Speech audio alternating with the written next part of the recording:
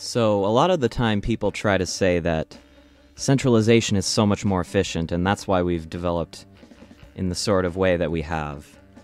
But people don't understand the sort of interventions that have made it possible for these centralized production facilities to be so profitable.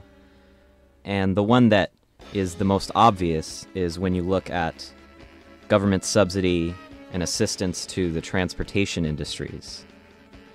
The trains that were built in the late 1800s, they were not done by private companies. Basically, the government gave huge land grants and huge amounts of subsidies to private companies and encouraging them to build the railroads, even if it was not profitable yet to build them. And it's interesting that the only train line that was intercontinental that made a profit was one that was actually built with no government subsidies or land grants at all. He didn't need to invoke eminent domain. He simply bought the land and used it in that way. And it's a very interesting story, James Hill's Railroad.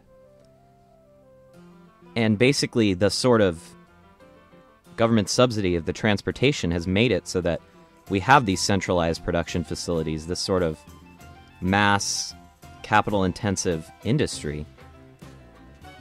And it made it cheap to have sort of intercontinental connections from the big factory urban cities to the farmlands and to the countryside where they needed to use the manufactured products.